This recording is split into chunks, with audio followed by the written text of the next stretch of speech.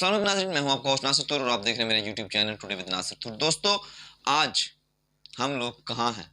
आज हमारा मुआशरा कहाँ है? हमारा मुआशरती इक़दार क्या है? हमारा जो टैलेंट, असल टैलेंट है वो कहाँ है? और हम किस टैलेंट के पीछे लगे हुए हैं? हमारे टीवी चैनल्स, हमारे मॉर्निंग शोज़ किस टैलेंट को दिखा रहे हैं? हम किस टैलेंट को परवान चढ़ा रहे हैं? इस सारे हवाले से बात करते हैं, लेकिन इससे पहले इस चैनल को सब्सक्राइब कर दें और बेल आइकन को प्रेस कर दें ताकि आप हर लम्हा बाखबर रह सकें।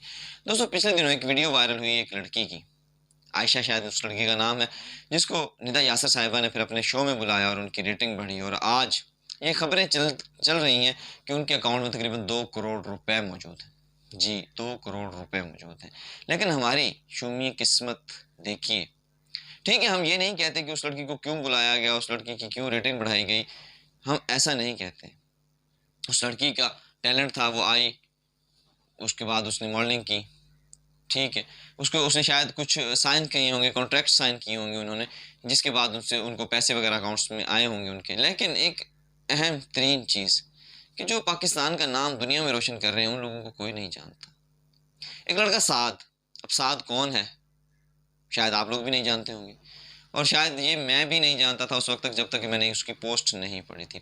साद एक पाकिस्तानी चैम्पियन है, टेनिस स्टार हैं, जो पाकिस्तान में जो नेशनल लेवल पे तकरीबन 10 से ज़ायद तमगे जीत चुके हैं और इंटरनेशनली भी साउथ अफ्रीका में भी होने वाली एक चैम्पियनशिप में उन्होंने पाकिस्तान का नाम रोशन किया था और उन्होंने 4th पोजीशन हासिल की थी।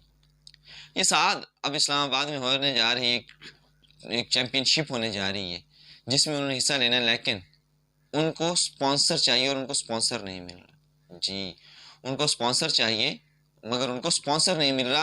वो धक्के खा रहे हैं 10,000, 20,000, 30,000 के लिए कि कोई हम बंदा मुझे स्पॉन्सर कर दे ताकि मैं वो टूर्नामेंट खेल सकूं। इसके अलावा पिछले दिनों 40 से ज़्यादा स्टूडेंट्स ने कैम्ब्रिज एग्ज़ाम को में टॉप किया था, उनकी कोई खबर कहीं नहीं आई। हमारे मीडिया पर किसी उस्ताद को लाकर कभी नहीं बिठाया गया, कभी आइडियलाइज नहीं किया गया कि इस बंदे ने इतनी मेहनत की, इतने साल इन्होंने पढ़ाया है बच्चों को तालीम दी, इनके हाथों से कितने नए लोग तालीम के जेवर से आरास्ता हुए और आला ओहदों पर पहुंचे, ये किसी ने नहीं बताया। उन 40 स्टूडेंट्स का इंटरव्यू किसी ने नहीं किया, टैलेंटेड लोगों का इंटरव्यू किसी ने नहीं किया। उस्ताद को, जिसको आप भी नहीं जानते थे, मैं भी नहीं जानता था इससे पहले, लेकिन वो लड़की, हम लोगों ने शायद अपने चस्के के लिए उसकी तस्वीरें, उसकी वीडियोस वायरल की और उसको हमने स्टार बना दिया। हमारा उससे कोई मतलब नहीं है, मकसद नहीं है मेरा कि मैं कहूँ कि उसको स्टार नहीं बनना चाहिए था। ठीक है, वो स्टार हैं, हम बल्कि हमें तो ये खुशी है इस बात की, हम तो चाहते हैं कि फिल्म इंडस्ट्री में नए लोग आएँ। जिस तरह से अभी एक फ़िल्म आने वाली है, शायद ज़र्रार है, कुछ इस तरह का नाम है, उसमें फिर शान शाहिद साहब जो हैं वो हीरो है। मुझे अफ़सोस होता है कि जब मैं बच्चा था तब भी शान ही हीरो थे, और आज जब मैं जवान हो गया हूँ तब भी शान साहब ही हीरो हैं। क्या पाकिस्तान में कोई और हीरो नहीं है? मैं यहाँ शान साहब को तनकीद का निशाना नहीं बना रहा। मेरा मकसद कहने का ये है कि नए टैलेंट को आना चाहिए, नए लड़कों को आना चाहिए, फिल्म इंडस्ट्रीज़ में भी आना चाहिए। लेकिन जो हमारा असल टैलेंट है, जिस बंदे ने इतने साल मेहनत की, स्ट्रगल की, कोशिश की, वो टेनिस स्टार बना, आज उसको स्पॉन्सर नहीं मिल रहा, तो वो किस तरह से अपनी नस्ल को, या किस तरह से वो ये बर्दाश्त करेगा कि यार मुझे एक स्पॉन्सर नहीं मिला, मैंने इतनी मेहनत की और मुझे एक स्पॉन्सर नहीं मिला, और उस लड़की जो दिन 2 ही दिन में वो स्टार भी बन गई, तो फिर वो नाचने गाने वाला ही बनेगा। हम अपने बच्चों को किस तरह से मोटिवेट करेंगे कि बेटा मेहनत कामयाबी का जीना है? वो तो कहेंगे कि नहीं बाबा, नहीं भाई, नहीं मेरे बुजुर्ग, मेहनत नहीं, टिकटॉक कामयाबी का जीना है। हम टिकटॉक बनाएंगे, स्टार बनेंगे, पैसे कमाएंगे। किस तरह से हम बताएंगे कि दीन इस्लाम पढ़ना हमारी कामयाबी का जीना है? क्योंकि हमें हमें हमारे रियलिटी शोज़ में, जो हमारे शोज़ में या हमारे मीडिया पे जो चीज़ें दिखाई जा रही हैं वो क्या है, हम किस तरफ जा रहे हैं, यहाँ तमाम मीडिया हाउसेस को सोचना होगा। उस छोटे छोटे टैलेंट को परवान चढ़ाएं। जैसे अभी पिछले दिनों खैबर पख्तूनख्वा के एक बच्चे ने PIA की तरह की तर्ज का एक त्यारा बनाया, आज तक उसकी कोई खबर कहीं आई है सामने?